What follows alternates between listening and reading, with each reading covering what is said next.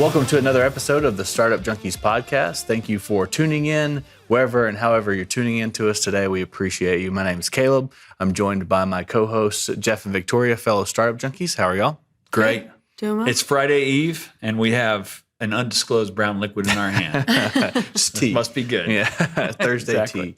And we're excited to be joined by a friend of ours, Noel Sosa. How's it going? Man, wonderful. I was saying before we started, it's a real honor to be here.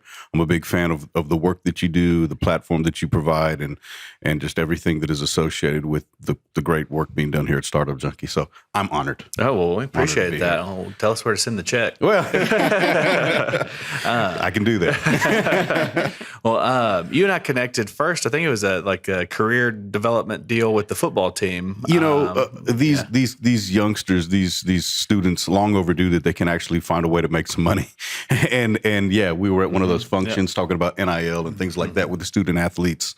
And that's where we finally met in person. Absolutely. And I knew we need to stay connected to this guy. Finally get you on the podcast. But tell us, the origin story. That's usually where we start with the origin story. Yeah. Where do I begin with that? I mean, grew Genesis. up. Yeah, sure, man. Grew up South Texas kid, always kind of had a fascination for all things audio and, music related, microphone related. Back in those days, you had to listen to the radio to catch a bunch of music, and I would record my favorite songs on tapes, and then I'd take a little microphone and record over that like if I had a radio station, Right. I just did that whole thing. I was just fascinated by it, always had a love for it. And somehow along the way figured I would try to be an MC. I thought, back in the day, I thought I might be like the next famous rapper or something, And so I started doing that, and through that, ended up opening up for a couple of shows in my local hometown. I was still young, 16, 17 years old, opening up for some big shows in my hometown. And I remember after that, the gentleman who ran the radio station back home, Billy Thorman, he pulls me to the side, and my friend Greg G. Money Martin, he also plugged me into the situation. So I got to thank him. But, he was like, hey, I want you to come meet with me. And I'm like, yeah, this guy's going to put me on a radio. I'm going to blow up. I'm going to get a record deal. It's all good. The guy ends up offering me a job. And I was like, dang, I do have a face for radio, don't I? But, it's something that kind of happened on a whim. I was never formally educated in broadcasting, but I learned on, hands-on, on the job training. And, man, I've been doing it, 22 years. Been doing it longer than I hadn't been doing it. Right. So I'm definitely what the kids will say, OG. Jeff thought that meant old guy. I did. It does. First time somebody said that to me, and it wasn't that long ago, I'm embarrassed to say.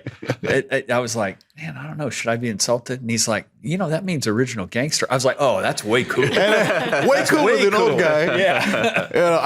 I feel you, though, because I definitely feel, especially these days, man, it seems like times gets faster and faster the older we get. I do feel like the old guy. And that's all right, though, right? Because some people say, well, you're only as old as you feel. I said, right. That's bad news for me. Because I feel like I'm 97, sometimes. That's why I got to drink a lot of orange apple juice. No, but now, these days, fortunate enough to manage Rox Radio Group. We're the largest Northwest Arkansas-based radio provider in the market. So we're not a big corporate, outfit. We are a Northwest Arkansas company. And we currently have 4 radio stations on the air, and like you, work with a lot of businesses, local businesses. We take a lot of pride in being the largest of its kind, locally owned company. So we, obviously we work with a lot of big companies, a lot of corporate companies, but anytime we get a chance to work with our local companies, it really is special for us because we are as well, local owned company. And how long have you been at it locally? In the Northwest Arkansas market since 2016. 2016. Okay. I came here with Perry Broadcasting Gotcha. We actually launched the first ever. That's how I ended up in Northwest Arkansas. In 2016 we launched the first ever urban radio station with Kiss 105.3, and I left that company at the end of 21 and joined Rox Radio Group at that time. It was kind of unexpected the way it came together, but blessings. One door closes, another opens. Sure. It really is true, and Rox Radio Group gave me this great opportunity, and now we've been doing that, the last couple of years. What do you love about it? What do you love about radio? That I love that question, because sometimes you get caught up in the day to day, Right? And every now and then you get to do those things that made you fall in love with it. Mm-hmm. And my number one thing is doing this right here outside, connecting with people, especially like if we're doing a broadcast or a pop-up or a giveaway, and you just get to interact with people, and they come up to you and they feel like they know you because they hear you on the radio, right? Or they follow you on social media, or however they're consuming the content, and just connecting with people. That is the number one thing for me. And obviously, whenever we get to connect and also maybe do a little bit of work, that can make a difference, right? Maybe we are connecting with an organization that also has ties to a nonprofit. I mean, heck, during the pandemic, we were doing drive-through feedings. People would drive through, and we were, working with some community partners to provide food and things like that. I mean, stuff like that. That's the number one thing for me. Right. Some people will be like, "Oh, I thought you were going to say when you met so and so, or you went to this concert." I mean, that's cool at first. But when you've been doing it 22 years, man, it takes a lot to get me excited for a concert. It takes a lot.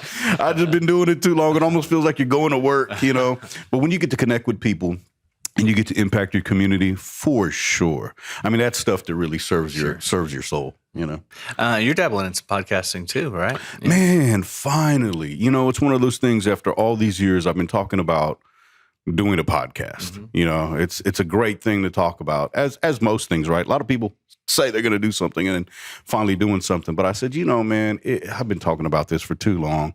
Let me get out there and do it. And interesting. So I've got two podcasts going. One is kind of like an extension for what I do for my job. Mm-hmm. It just gives me a chance to sit down and have like a long form conversation with people that I want to sit down and talk with. Right. I mean, because I've done, thousands of them on the radio, interviews, but those are usually 5-10 minutes. Maybe you run a little bit longer, and then you got restrictions and guidelines and boundaries. So you got to be careful what you say, how you say it. I said, man, let me sit down with some people that I want to get to talk to and not be bound by those restrictions. Right.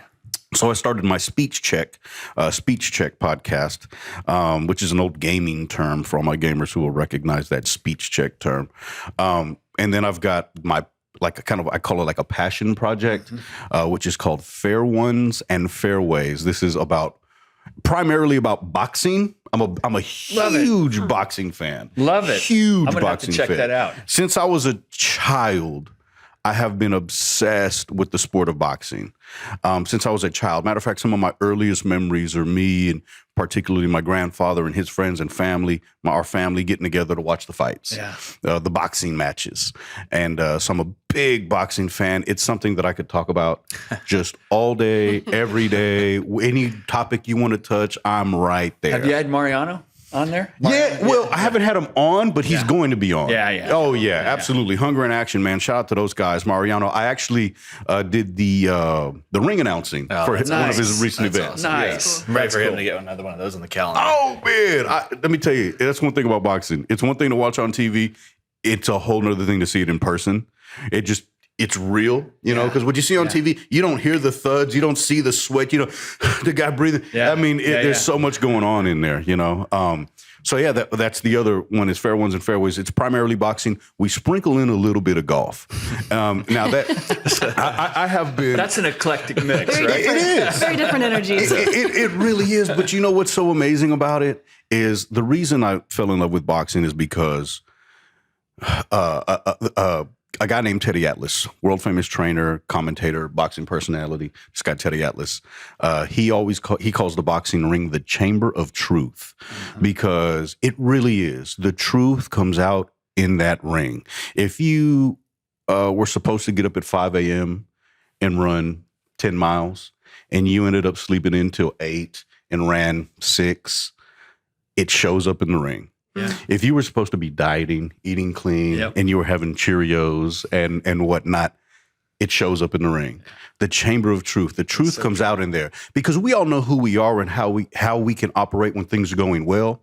What happens when it's not going your way? Mm-hmm. How do you respond? How do you act? It makes you ask questions of yourself and you find out what you're really made of. That's why I love the sport.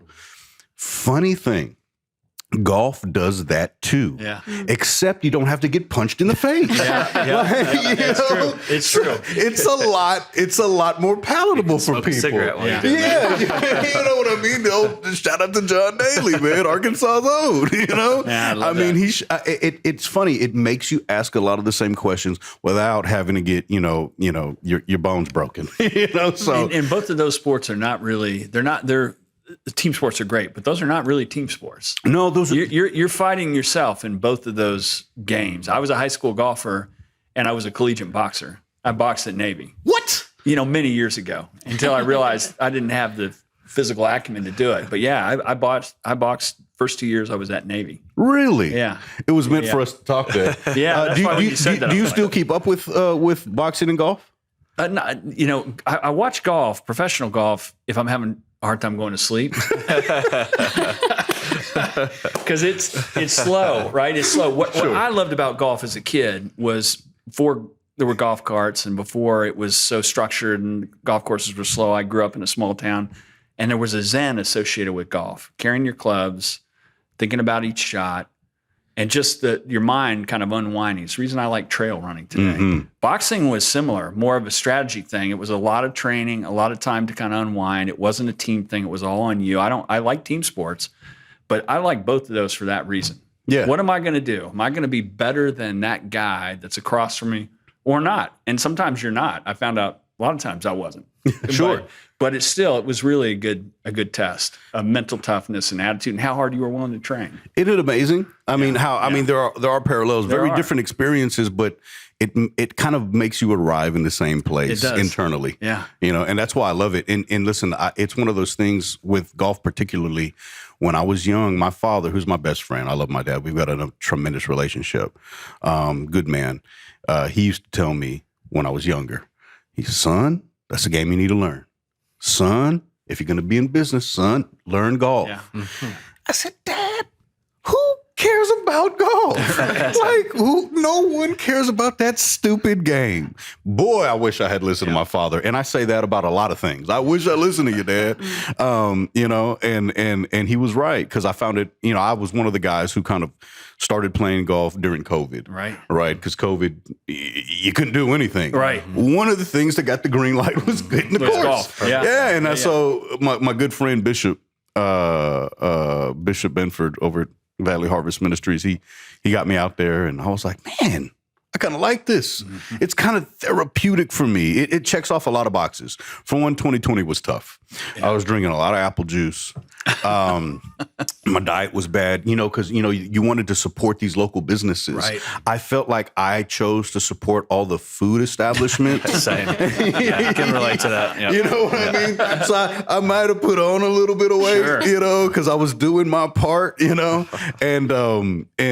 I got a little lethargic. Mm-hmm. 2020, I just might have lost my mind a little bit, kind of like the rest of the world. So golf gave me a reason or a way to get outside again, get moving again, get physically active. So that encouraged me to start maybe getting in shape a little bit better, because it got bad there for a second. Not saying it's great now, but it had got real bad there for a second. And start being present somewhere other than how am I going to figure out this business thing, right? Because I'm the kind of guy, man, I go hard. If I've got goals and I've got objectives, it's all I can think about. Yeah. Golf gave me a vehicle to unplug from that and plug in somewhere else, and the therapeutic nature of that. And then you're in beautiful places. Exactly. Beautiful, outdoors, sun, beautiful, manicured grounds. It just checked off all those boxes for me. And I fell in love with it, and that's why I wanted to include it in that brand, particularly because I think if it can affect me that way at this stage of my life, I imagine what it could do for a younger person. Yeah. I think giving people more outlets, nothing bad can come from that. Yeah, that's right. And again, golf wasn't on my radar. I hope that somehow, some way, I can put it on somebody's radar. That's really why I wanted to make sure to include that. That's great. Yeah. We'll have to rope the crew at First Tee into being a sponsor. Absolutely. Well, I'm a board member over there. Are you? I work with First Tee. They do some incredible work So over is there. Randy Herbin still involved with that? He's still there right now. So we gotta strong arm him into writing you some checks for the podcast. Come on, Randy. Come on, Randy. You heard him. I didn't say it. That's really cool. Small world. Absolutely. They do some amazing work over there at First Tee. Good stuff. Well, you make me want to go golf. All I do is drive the golf cart and drink mimosas. So now I want to get out there. Well, I tell you what, come swing the club and have a mimosa with Sosa. You are welcome to There come you on down. So you're in both the two kind of worlds of audio, podcast and radio. For the layman, you kind of looking outwards, looking in, it might look like that's kind of like those are competing marketplaces to an extent. What's your take on that? Man, excellent question. Because it allows me to kind of share where my head is at with that. People say, what's the status of radio today? We live in an era where there's so many mediums of consuming music and all the content that is associated traditionally with radio. Like, is radio dying? What's going on? Well, first off, if you look at the data that is available, radio is doing very well. It's just so accessible. It's so accessible to where if I don't reach you specifically, I'm going to reach someone If there's a message that my partner, that my advertiser is trying to get out, we're going to get that message out. I mean, consistency is key, but radio is still extremely viable. One of the most viable products that there is out there. But to answer your question, how do I see the dynamics of those things playing out? I tell you what I tell my team and what I personally believe is that these are spaces, talking about podcasting, talking about content, talking about social media, the YouTubes, the streaming apps, the Apple Music, the Spotify's. Listen, anybody can be in those spaces. Not everybody gets to turn on the radio signal. Not everybody can be in those spaces. We have that advantage. Our key to that is let's also be in those spaces. Sure. What kind of effort are we leading? Do we have a podcast? Are we creating social media content? I mean, it's just more boxes to check off. Right. So the industry is kind of evolving. And so if we can't say yes, then we're not doing our job, right? And it's something that currently right now, because I've, just been there, going on a couple of years here with Rox Radio Group, that we're developing, right? We want to make sure we have a podcast presence. We want to make sure that we're creating, good content for our listening base or anybody who wants to follow the stations online. So I don't think they're competing. I think they're complementing the overall effort if you're doing it right. Because some people will be like, oh, well, we got to keep them over here instead of over here. I'm like, well, why aren't you over there too? Sure. I mean, you need to be as present as many places as possible. Meet people where they are. And obviously, listen, I'm a radio company. I'm always going to make sure that that is our foundation. But what are we doing to interact in those other spaces? Podcasting, streaming, or do our DJs put together playlists? You know what I mean? Things like that, right? So there's a lot of different things that you can do to also be present. So I don't see it as competition. I see it as just more work for us to be present in those spaces as well. Makes sense. It's a good perspective. I haven't heard that perspective before. Yeah. Well, I mean, I think it's the only one. It's the only winning attitude to have because what's the alternative, right? We're competing. Everyone's over there. What do we do? How do we got to force people to turn on the radio? Well, you're never going to be able to do that. You're never going to be able to do that. Satisfy your consumer who turns on that dial and make sure you're present where people are when they're elsewhere. You just got to, again, it takes a little more work. Heck, I used to be able to go to work, and I did this for a lot of years in those early days. I'd show up to work with shorts, house shoes, T-shirt, no fresh cut, nothing, man. But now we got to make posts online. We got to turn on the Facebook and Instagram lives. We got to do all that stuff. So you got to be a little bit cleaner. It's just, again, an evolving industry. And, the one thing they say is if you don't evolve, you go extinct. Absolutely. So we try to keep that in mind and try to continue to make progress in those areas. Kind of related question is so radio is driven by sponsorships and by advertising dollars and whatnot. And enterprises of all sizes, small to large, are kind of inundated with the possibilities of all these different channels. So what are those conversations like when you go into somebody that would be a great sponsor, somebody you'd really like to have on as an advertiser? What kind of questions are they hitting you with? Is there confusion on their side, or do they understand where they're going to get the best ROI? It varies depending on the kind of business and what exactly it is they're trying to accomplish, right? Like, because we have some of our vendors who are in the marketplace who are all about branding. They're like, man, we need our name just out there. We need all the other people in the market to be hearing our name. We want some visuals along with that. So, I'm going to get this package with you that'll get us on, X amount of times a month on this station and this station, plus, some social media content that I want you to help create, things like that. And then you've got people who have an immediate call to action, like, man, I need people through my doors right now. So it varies, right? But, the unfortunate thing about radio and the way that it is tracked is that system, I'm looking at the camera when I say this, is very outdated. That needs a lot of help, and that's something that we don't have control over. The ratings, and I won't say the company's name who's in charge of all that, but we all know who it is. That system has got to be updated somehow, some way. And, the way that they go about running it too, right? Oh boy. See, I got to be careful what I say here. Sure. But that system needs a lot of attention. Yeah. I'll say it that way, because what's common is a lot of these companies will go through like agencies because they don't have time to deal with this stuff themselves. Right. And these agencies, they just want to go by one set of numbers that's available to them. And those numbers are only available. The only companies that show up on that are the companies that pay for them to show up. Right. So the system is, I'll just call it what it is. It's janky, So it's my job as an independent outfit to show up in person and have a very true, real conversation and let them know, listen, my guys will show up for you. Yeah. I'll use Brandon as an example because he's been on the radio 20 years here in this market. And a lot of people know him. He's on our rock station, 104.9 The X. I can go with Brandon to an advertiser. We can sit down. We can talk. We can come up with a game plan. We can come up with something that we feel good about, and we can execute it. Guess who can't do that? Or guess who won't do that? And that's the corporate guys. That's these other guys who are paying those fees to get those numbers and ratings. They're not going to bring Ryan Seacrest to sit down with you and come up with a game plan because they don't give it. You know what I mean? Right. We care about this community. Sure. Now, that's a challenge because most business owners, they will just say, oh, well, I've tried radio. And it's like, but did you try someone who actually cares? Right. And I'm being serious here. That's our challenge is to prove that, hey, we're a local outfit just like you are. We care. We live here. Mm-hmm. We have relationships here. Our friends live here. Sure. Our family lives here.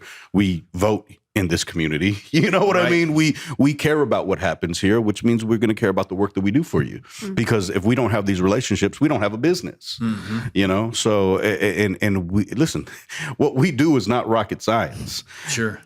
Relationships, earning trust, and being deserving of that trust, which means keeping our word. Yeah, do you help them by suggesting things that they can do with follow-up surveys or tracking people, like how did you hear about us, all that? So then you have something tangible that's having the time you spent with us, the dollars you spent with us are having an impact. Oh, absolutely. I mean, and again, there's different ways to kind of go about tracking depending on what the call to action is or what it is we're trying to do.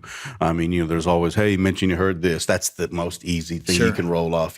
Hey, special, like a tag at some of the end of our spots is special offer for our Rox Radio listeners, right? If you mention if you mention this, you're going to get this. So they can track that. Gotcha. And that's the most simple thing. And it can get a little more complex, a little creative, depending on the product or business.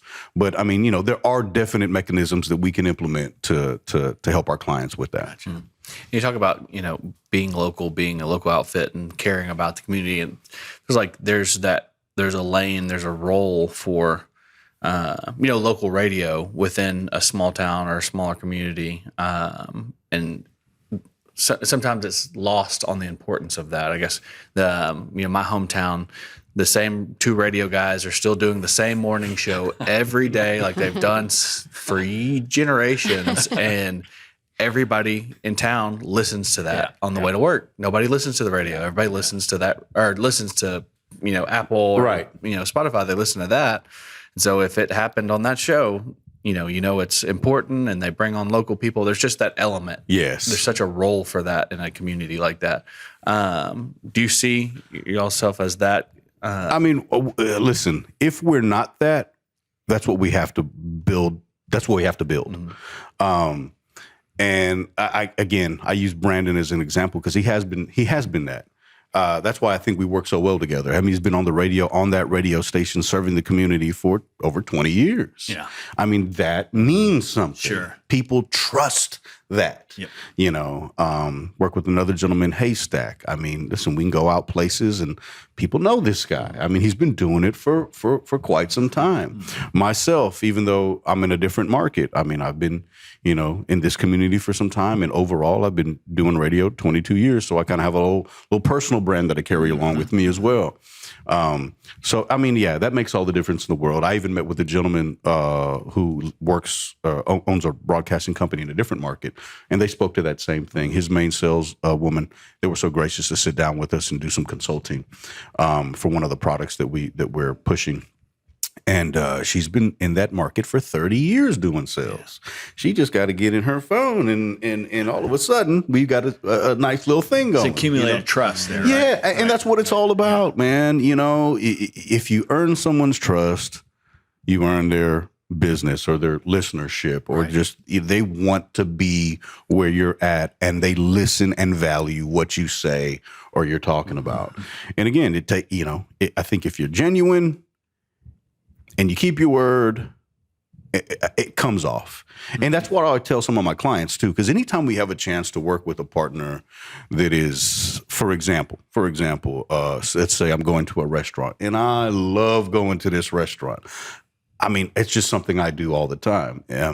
I want to try to get them on as a partner, because the magic always happens when we get on the radio and promote something that we authentically, genuinely are into. Yeah. It just comes off. People kind of know when you're promoting and when you're really talking about something that you're passionate about. Yeah. It comes off. What they say, real recognize real, right? I mean, it's a real thing. People know when you're being genuine. People can sense when you're just kind of doing your job, Absolutely. I had another question. I was like reading my thing and I forgot where I wrote it down at. Well, I'll ask a question. So you've got multiple stations under the brand. Mm-hmm. Talk about where you see the fastest growing radio listener demographic, and as part of that, how are they listening to it when it's live broadcast, or are they listening to it when it's streamed? How are they consuming it? Yeah, well, the streaming numbers are always going up. More and more people are. I mean, it's just convenient. Sure. When you hit that stream button, that listen live button, right? It doesn't matter where you are. It doesn't matter if I'm, I'm in this part of town, you guys kind of cut out there. It doesn't matter. I mean, you could listen to me on your trip in Hawaii if you want to. And that I was going to say, that allows you to compete with satellite radio. Yeah, right? it sure does. You can take it with you anywhere you happen to be. Right. Again, so we get enough people to trust that brand, that's going to be their go-to, right? And that's a whole nother conversation, right? Because there's levels to this, right? That ultimately, if you can start focusing your time and effort in that kind of space, that's a whole nother ballgame. Right. But again, our focus is pretty hyper local here. But we have to be present in those areas, right? So go to roxnwa.com. All our stations are right there. The website acts as if it's an app. Very easy to navigate. Very user friendly. Pick your poison. Are you listening to hip hop today? You kind of listen to the old school classics. Do you want to go some red dirt country? Or you want to listen to some alt rock? I mean, we've got it all right here for you. Plus, you get all the added benefits of having that local presence. You're going to hear Brandon. You're going to hear DJ Could Care Less. You're going to hear Haystack. You'll hear, Lainey Beth and the Chicken Hawk. You get to hear these people. You get to interact with folks that you actually see. At the store buying groceries. So yeah. I think you be present in all those places, and people consume it that way. But again, the data that is out there, people are tuning into that dial. Again, it's just so especially for Northwest Arkansas, where so many people are moving to. Yeah. This is such a hot place for people that are relocating. What's one of the first things you do when you relocate? You set your presets on your radio. Yeah, true enough. People still do that. I mean, that's just if you move to a market somewhere else, you got to set your presets. And that's where we really get to shine. Because we got some good products out right now. Right. We got some good products out right now. It particularly, talk about fast growing, one of our newest products, brands, radio station is 101.5 The Vibe. Man, this thing is on fire right now. Who's that attracting? Who's that appealing to? So check this out, right? It used to be that hip hop was the new kid on the block. It was the genre for the young person. Hip hop's been around over 40 years now, man. Yeah. So that's no longer the case. Yep. And it's the kind of genre that has kind of crossed over all barriers. You get a little, who doesn't know Snoop Dogg? Right.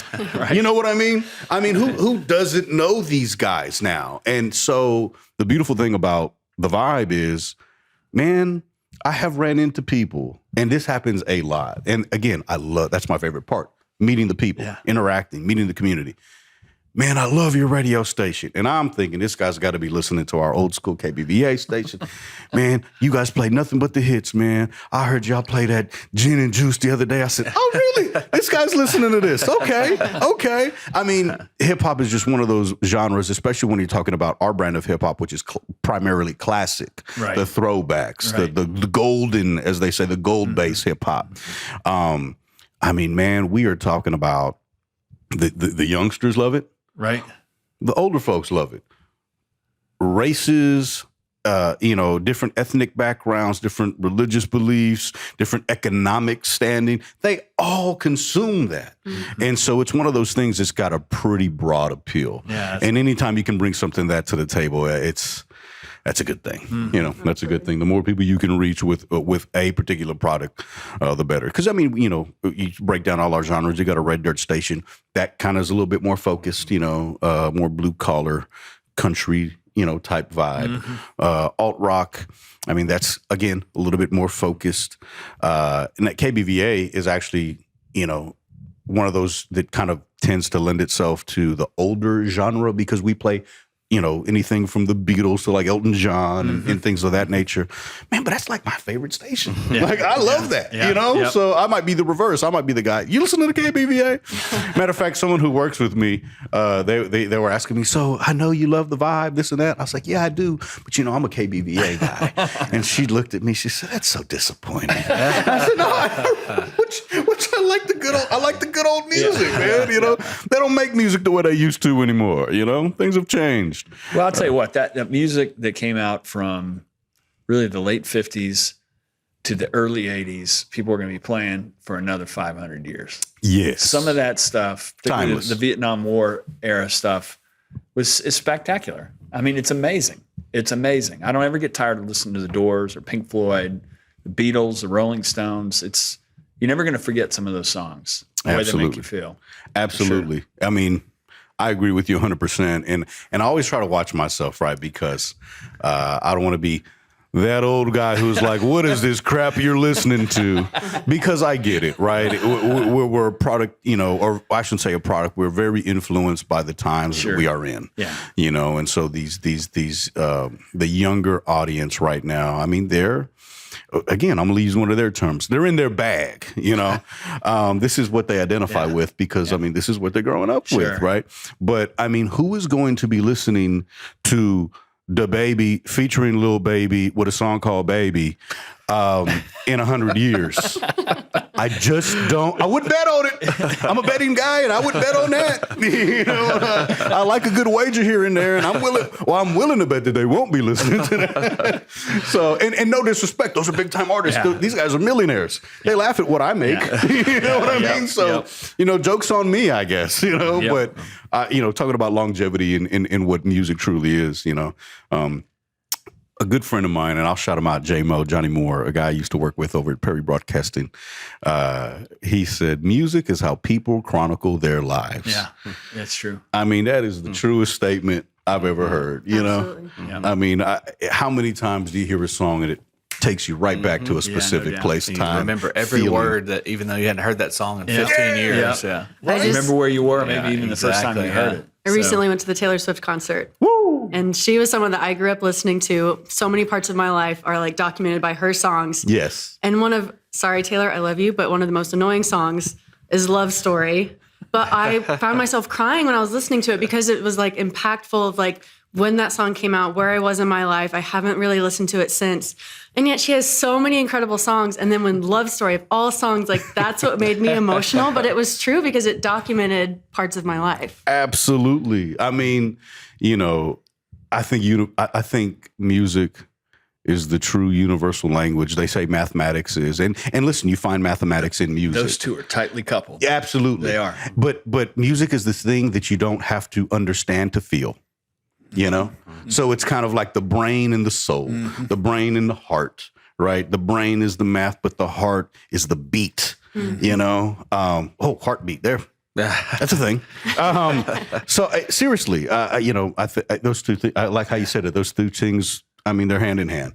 And so I think that's why we have that connection. And again, that's why I fell in love with all this. That's why I'm here today. Yeah. That's where that's all, for me, where it all was birthed, you know? I remembered my question from earlier. That's why I keep this right here. I have to write it down. Otherwise I forget it. You were talking about, you know, building that trust and building those relationships in the community. Have you ever had to fire a client? A client? Yeah, I mean, yes. I mean, I don't think there's anything I haven't had to do yet. I mean, you know, sometimes you run into those situations to where, I don't know if that's the right quote to use. I don't like using that quote, but I'm going to use it. All money ain't good money. You know, you got to, because we're a brand too. Sure. You know, and I think protecting that brand is what you ultimately have to do. You want to be consistent with your values. Right. And your brand promise. Sure. Every now and then. Yep. You know, you're like, hey, man, I can't take any more money from you because that means I owe you a service, and I don't think I can do that service for you anymore. Mm-hmm. You know, that has happened. It does happen from time to time, and I won't call anybody out. But you know who you are. Yeah, you know, you janky son of a gun. I just. I've only had to do that a couple of times, you know, like a handful of times throughout all these years. Mm-hmm. Because again, I try not to get in business with somebody on the front end that is questionable. Yeah. I hate putting myself in those positions. Now, listen, I got bills to pay. Right. You know, so I'm very open-minded when it comes to, I can figure this out. You know, we can find a way to make this work. But sometimes it just doesn't. Nobody bats 1,000 and not everything's a good fit. Yeah, it's word to the wise. Absolutely. You know, you want to maintain your brand. You've got to have clients that are consistent with the brand promise you make. Absolutely. For sure. Absolutely. One of the ways we like to land the plane, so to speak, with these episodes is to invite you to go back in your Wayback Machine, your time machine, go back maybe 22 years before you got into the industry, maybe even further. Knowing everything you know now, what advice would you give your younger self? Listen to your father. Listen to your father. It turns out he knows what he's saying, and you, young man, don't. Calm down. Listen, I've said this. Shout out to my man Ivory Towns, the Whatever You Say podcast. He's a one of my best friends. He had me on early when he launched his podcast, and I said this, and I'll admit this openly. I think I've said this 100 times, but I'll say it here on the record right now. My father told me all the things I needed to know, and I was such a knucklehead I couldn't hear him. That would be the one thing that would check off all the boxes for me. Listen to your father. He loves you, he cares about you, and he knows what he's saying. Experience, right? And obviously I have the hindsight now of raising my own daughter. Sure. She'll be 21 years this year. She'll be 21 years old. And I remember seeing her and thinking, everything I'm saying is coming in this ear and going out this ear. But one day, she's going to understand that the old man just cares about you. Yep. I just care about you, baby. And listen, if you have the chance to benefit from other people's experience, if you're going down this road and someone who's been down that road way before you can tell you, hey, right around the corner, we got this. You ever drive in traffic and someone flashes the lights at you to let you know that the police are ahead? Right. You pay attention to that, don't you? Right. Why aren't you listening to somebody who's flashing their lights at you, letting you know what's coming up? Right. You gotta, there's value in that. And it was a big mistake that I made when I was younger. I paid for it. I've learned from it. It shaped me who I am today, so I am grateful for that. Sure. But if there was one thing I could say that would check off all the boxes, listen to your old man. Turns out he loves you and he cares about you and he knows what he's saying. My dad's going to like this episode. Great advice. I'm hoping all four of my kids listen to it very intently. But most of them are old enough now where they realize, he's not as crazy as he seems. Yeah, that's where I'm at in life. I was like, he was right again. Yeah. It's a humbling thing. Yeah. It's like, I remember talking to my sister, can I talk to you real quick? She said, yeah. Turns out Dad's been right every time. Every time. She's like, I know. What the you know what I mean? I really thought I knew what I had going on here. Turns out, I was young and foolish. That's good. Yeah. Where can our listeners find out more about the stations and you? I appreciate that. Rox, ROX, NWA, as in Northwest Arkansas. RoxNWA.com. If you want to learn everything about our company and all that we have going on, there it is, RoxNWA.com. Myself, just look me up, Noel Sosa, on social media. I've got a couple different handles, which is Noel Sosa 1000 or NOSO, NOSO 1000. And of course, I'd invite you to check out Fair Ones and Fairways. Love it. Anywhere you can consume the podcasts, and also Speech Check. Check that out, man. Join the conversation. We appreciate it. Thanks for coming on. Oh man, hold on. Mm-hmm. This is an absolute honor. Thank you for what you do to help so many people. Again, provide a platform, resources, A through Z. Here's some apple juice to you, man. Cheers. All right, Cheers. Cheers. Absolutely. Thank you. Thank you so much. Ecosystem builders, entrepreneurs, chambers of commerce, mayors. If you're interested in taking your economic future into your own hands, we've got a book that can help you. Creating Startup Junkies, Building Sustainable Venture Ecosystems in Unexpected Places is the guide. It's a little bit inspiration. It's a little bit toolkit. What it will allow you to do is take your economic future into your own hands and build a sustainable small business, innovation, and entrepreneurial ecosystem in your backyard. If you'd like to hear more, check out creatingstartupjunkies.com. The Startup Junkie podcast reaches over 100 countries and has had over 100,000 downloads. If you're interested in reaching some of the most motivated and engaged innovators and entrepreneurs on a worldwide basis, give us a shout.